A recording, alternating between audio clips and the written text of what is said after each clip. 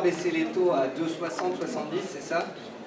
75, puis là c'est déjà en train de remonter, et c'est exactement la même courbe. C'est, il y a 3-4 mois, mais, c'est un peu plus que ça, mais on fait une correction, on a peur, on remonte, on dépasse les plus hauts, tous les négatifs se font bouffer, tous ceux qui sont négatifs ou vendeurs à moyen et long terme se font critiquer, les acheteurs jubilent et passent non plus à l'optimisme, mais à l'extrême optimisme, et c'est comme ça qu'on fait un point haut. Sauf que quand vous regardez les points hauts du CAC sur les 5 dernières années, à chaque fois il y a eu un double top, à chaque fois ça a pris 6 mois à se retourner, parce qu'à chaque fois il y a tout ce processus du on arrive en haut, puis ça tient, puis on fait rentrer les particuliers, puis on trouve de la news, puis on gape au-dessus des plus hauts et on fait rentrer le particulier et on lui fait payer. Voilà. Moi, je vous dis, remontez vos stocks, prenez vos bénéfices. Je vous ai pas dit sortez 100% de vos actions et shortez-moi ce marché. Même si à titre personnel, c'est ce que je fais. Mais voilà, c'est un peu duré des mois, mais ne vous inquiétez pas. Et c'est là que c'est intéressant d'avoir les deux points de vue, que ce soit l'analyse macro et l'analyse micro.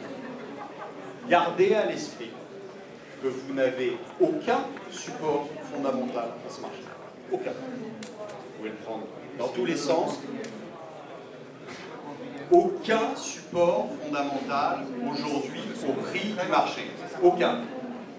Vous avez des marchés qui sont surévalués en termes de price earning. Vous avez des marchés qui sont surévalués dans toutes les classes fondamentales. Après, que vous fassiez de l'argent à court terme sur des marchés, c'est très bien, bravo.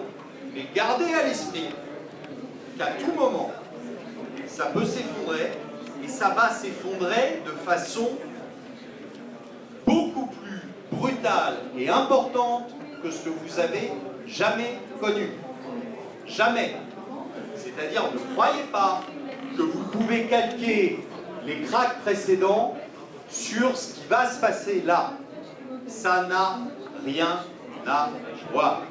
On n'a jamais été dans la situation actuelle. Jamais. D'accord? Autant en masse d'impression de billets, autant en récession partout dans le monde, autant. On n'a jamais connu ça. Donc c'est pas la peine. Non. Vous pouvez remonter à 29, vous pouvez remonter aux années 70. Vous n'avez jamais connu ça. Il n'y a rien de comparable à ce qui va nous tomber sur la gueule. Donc, gardez ça à l'esprit. Que vous jouiez, très bien, pas de souci avec ça. Mais attention, gardez dans un coin de votre tête que le jour où ça va saigner, ça ne va pas être juste une rigolade. Là, 2008, c'était l'apéritif. Alors, il y a un monsieur qui me pose une question sur l'or. Pour vous donner succinctement la vision qu'on avait sur l'or, nous, chez DailyFX, en 2012, c'est qu'on était seul contre tous, un peu comme je suis actuellement sur le CAC avec Olivier. Mais quand on est seul contre tous, on se sent super bien, je vous rassure. Parce qu'en fait, entre 1700 et 1800, on était vendeurs au possible. Et on a dit qu'en 2013, ça toucherait 1300. Je pense qu'on était un des seuls cabinets de recherche à dire que l'or allait se paner. Mais c'était pas compliqué, hein, parce que quand vous avez un ratio d'acheteurs particuliers à 90% à l'achat, ça ne peut que baisser. Vous voyez? Donc là, on est revenu dans des ratios stables, autour de 50-60% d'acheteurs chez les particuliers. Le point positif qui plaide pour l'or à la hausse, c'est que toutes les banques ont ravisé leurs objectifs à la baisse. Or, eux, c'est... J'utilise quel mot? Quand j'étais analyste sur les actions, je donnais une action Renault, elle était à 80, on visait 100 parce que techniquement c'était beau. Et puis à 110, 120, on se disait on fait attention. Et à 120, les fameux banques et puis toutes les agences de notation disaient 160. Elle a fini à 15, non? Un truc dans le genre. Voilà. L'or, toutes les banques étaient complètement nulles. Ils visaient 1800, 2000 et plus. Voilà. L'or casse 1005, touche 1400, ils baissent tous leur avis à 1002, voire 1000. C'est risible. Donc déjà, si je peux vous donner un conseil, ne les écoutez pas. Ce que je pensais sur l'or, et je le pense encore aujourd'hui, c'est qu'on va végéter. On pourrait végéter entre 1000 et 1500 $ en fait pendant des mois et des mois. jusqu'à ce qu'il se passe quelque chose. Ce quelque chose, cela pourrait être Janet et son QE4, le QE4. Je pense qu'ils trouveront quelque chose d'autre qu'un chiffre, QE Infinity ou QE The Return, un truc dans le genre. Mais ce sera pas mal. On passera de 85 à 120 milliards par mois, donc on injectera, donc il y aura de l'argent dans les marchés, donc les matières premières pourraient être soutenues et l'or pourrait en profiter comme elle en a profité, comme cet actif en a profité au préalable. Mais c'est un peu terminé en fait, l'or, si vous voulez, le long terme. Enfin, je veux dire, il y a eu des investisseurs qui ont été très bons et on est passé de 200 à 1800, 1900. Il y a un moment où on en a parlé à la télé, c'était le point haut, et où aujourd'hui on est en train de tomber, et tout le monde se dit quand est-ce qu'il faut l'acheter pour que ça reparte. Peut-être que ça repartira jamais, alors. Vous voyez? Enfin, moi je veux pas être méchant, hein, mais les théories du dollar qui s'effondre et de l'or qui monte à 10 000, j'y crois pas du tout. Si vous croyez à ce scénario-là, c'est l'implosion du système, allez plutôt aller acheter une Kalachnikov et des pois chiches. Mais pas de l'or. Non mais vous voyez ce que je veux dire? Et vous l'achetez surtout pas en plateforme, vous l'achetez en physique, parce que ce jour-là c'est la fin. Hein. Hein? Donc, mais ça veut dire pas de valeur refuge. mais l'or n'a jamais été une valeur refuge, c'est des conneries, ça. Alors, l'or, en 2008, c'est la crise financière, c'est un refuge. Résultat de l'or cette année-là, moins 30, c'est ça? Sympa le refuge. Hein? Donc la définition d'un actif refuge en bourse, c'est un actif qui n'est pas corrélé à un autre. L'or est coté en dollars, et donc inversement corrélé à cette monnaie. Donc ce n'est pas un refuge. Depuis des années, j'entends ce truc-là, j'adore revenir là-dessus, c'est une grosse connerie. L'or n'est pas un refuge. L'or a été un magnifique investissement pendant 10 ans, parce qu'il y avait cours sur les métaux, quantitative easing à gogo, et que oui, potentiellement, inflation, bref, couverture, tout ce qu'on veut, mais surtout, moi je pense, des fonds qui avaient d'énormes liquidités, il fallait les mettre quelque part, et l'or, je vous le rappelle, n'est pas un marché très liquide. Hein? Techniquement parlant, l'or, on était dans une magnifique tendance long terme, je parle bien long terme, haussière, elle est cassée. Point. Donc maintenant, est-ce que le jouet va se réparer? Est-ce qu'on va stabiliser pendant 6 mois, 1 an, avant d'aller toucher 800 ou partir à la hausse? Je ne suis pas Nostradamus. Mais le graphique de l'or, il est très simple. Sauf que le graphique de l'or, il ne dépend pas de l'or, il dépend de Janet. Ça, ici, là, c'est l'annonce comme quoi on va lancer un quantitative easing 3. Et on est monté jusqu'à 1700 et on n'est pas allé plus haut. Pourquoi? Parce qu'à ce moment-là, on nous a dit ce sera un QE3, ce sera 85 milliards et ce sera indéfini en termes de temps et en termes de montant. Ça veut dire qu'on ne peut pas faire plus. On est en train de vous dire on met le max. À partir du moment où le marché sait que le max est mis, c'est terminé.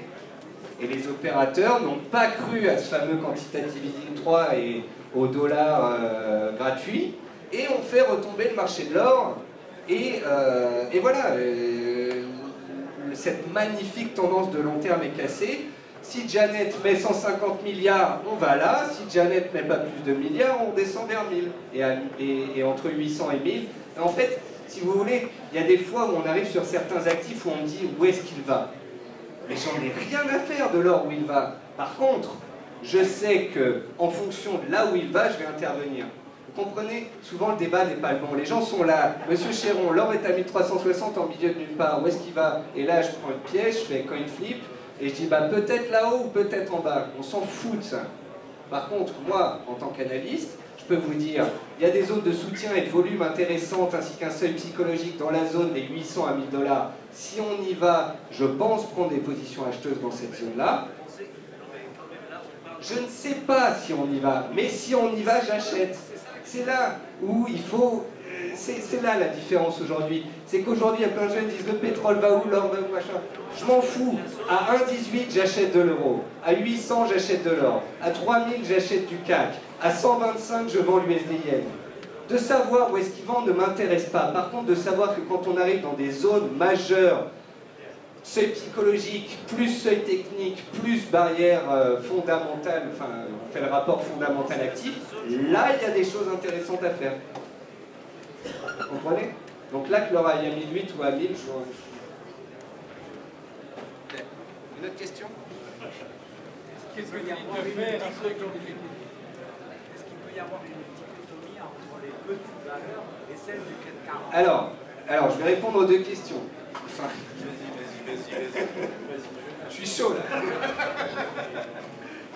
Alors, est-ce qu'il y a une dichotomie entre les petites valeurs et les moyennes valeurs et les grosses valeurs? Donc là, on va parler des valeurs françaises. Entre 2000 et 2006, j'ai été le plus grand fan de toutes les petites bouses françaises.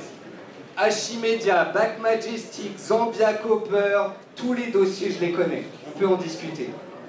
Le problème, monsieur, c'est qu'en 2008, tous les fonds d'investissement français qui étaient rentrés dans ces small et mid caps les ont saccagés. Soit parce qu'ils ont complètement tué leur performance qu'il fallait sortir en vitesse, soit parce qu'ils ont été rachetés par des fonds étrangers qui leur ont dit cette ligne, vous la coupez. Et c'est comme ça qu'on se retrouve avec du Club Med qui fait 66. Le problème, c'est que ces investisseurs moyen terme et ces fonds ne sont jamais revenus sur le marché des small et mid caps françaises. Et c'est pour cette raison qu'en 2010, j'ai quitté la société dans laquelle je travaillais, où j'étais spécialiste sur tous les petits dossiers que j'adorais, les boules, toutes les petites actions. Parce que je trouvais ça magnifique, parce que c'était des actions qui pouvaient prendre 100% pendant que le CAC faisait rien. Parce que c'était un dossier qualitatif, que des gérants l'étudiaient, que des fonds rentraient dedans. Mais ça, c'est terminé. Et la personne qui aujourd'hui dans cette assemblée qui me dit... Oui. Non, il n'y a personne là-dessus. Attention, non seulement vous n'avez pas de volume, c'est d'ailleurs ce qui s'est passé, par exemple, dans les marchés émergents, où on s'est pris certains se sont pris une vraie gamelle en quelques jours, tout simplement parce qu'il n'y avait pas de volume. Donc, quand le gars veut sortir, il n'y a personne en face. Ça a été exactement la même chose en 2008 sur les small caps. Il y avait des gens qui voulaient sortir, sauf qu'il n'y avait personne en face. Et donc, et vous avez aussi un argument fondamental, c'est qu'aujourd'hui, il ne vous a pas échappé que les banques ne faisaient plus leur boulot. Ça veut dire quoi? Ça veut dire qu'elles ne fournissent plus de pépettes pour l'économie. Ça veut dire quoi? Ça veut dire que tout ce qui est petite entreprise, qui a justement besoin de trésorerie, et qui aurait justement besoin de l'appui des banques, elle ne les trouve pas. Donc ça veut dire quoi? Ça veut dire qu'avec une économie qui va potentiellement beaucoup souffrir, n'imaginez pas que les PME vont s'en sortir mieux que les grandes entreprises. Donc ça veut dire quoi? Ça veut dire que, attention au marché des small caps, ça va être terrifiant. C'est malheureux, hein. Vous voulez faire du stock picking, vous voulez être sérieux. Franchement, moi, toutes les personnes qui viennent me voir qui me disent Monsieur Chéron, le marché des actions, vous êtes un peu dur, là. Et moi, j'aimais bien, à titre personnel et professionnel, hein, si ça avait pu rester comme ça, je vous assure que ça m'aurait plu. Vous voulez faire du stock picking sérieusement, vous allez sur les marchés américains et asiatiques. Celui qui me dit aujourd'hui, moi, je vis de mon stock picking sur le marché français, non. Sur les small caps, de temps en temps, la famille vend pour payer les droits de succession. Non mais il y a de tout. Les cas des small caps... De temps en temps, vous avez quelqu'un qui gagne au loto aussi. Vous savez ça? Donc, c'est pas pour ça que c'est une règle. Et les small caps, c'est exactement la même chose. C'est pas pour ça. C'est pas parce que vous allez faire un coup qui va être bon. On en a tous fait des coups qui se passaient bien. Mais c'est pas pour ça que vous allez le refaire et à l'infini. C'est pas parce que vous avez votre voisin d'à côté qui a gagné au loto européen 100 millions que vous allez gagner la semaine suivante. Ça n'existe pas. Donc attention, vous êtes dans des entreprises qui démarrent, qui ont besoin de trésorerie, les banques ne leur en fournissent pas. Et aujourd'hui, ces petites entreprises, même si elles ont un très bon business model, regardez ce qui s'est passé en 2008.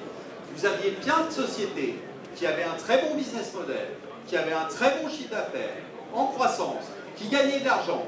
Simplement, quand elles sont allées voir leur banquier leur a dit « va te faire foutre ». Voilà. Et ce jour-là, elles ont planté. Elles n'ont pas planté parce qu'elles étaient mauvaises. Elles ont planté simplement parce que personne ne leur a donné le petit coup de pouce qu'il fallait quand elles le demandaient. Et le petit coup de pouce, c'était quelquefois un tout petit peu d'argent. Pas grand-chose, un tout petit peu d'argent. Et ce jour-là, elles ont planté. Et ce jour-là, quand vous êtes sur une small cap en bourse, elles plantent. Et là, vous ne pouvez pas Et sortir. là, vous pouvez pas sortir. C'est réservé à la baisse pendant 6 heures d'affilée, vous faites moins 40 et vous... Voilà. Lorsque les principaux actionnaires du small cap qui a une cinquantaine, une centaine d'années, en 80, 90 ans, vous pensez qu'un jour, le small cap sera vendu. Non mais que monsieur, vous connaissiez un ou deux dossiers, vous souhaitiez faire de l'investissement sur ces small caps et tout ça, je comprends toujours. Dans les salons, je vois toujours des personnes qui viennent me voir avec un dossier que je ne connais pas, le code mnémonique qui fait 7 syllabes, alors c'est ANSBTATE machin truc. Oui, vous croyez en un petit dossier, vous avez quelqu'un qui vous a dit 2, vous mettez 2, 5, 10 000 euros dedans, ok. Maintenant, à l'échelle de toute la salle, vous tradez les actions françaises, ce marché des small caps et du stock picking est mort. À partir de ce moment-là, on trade sur des moyennes et grosses caps.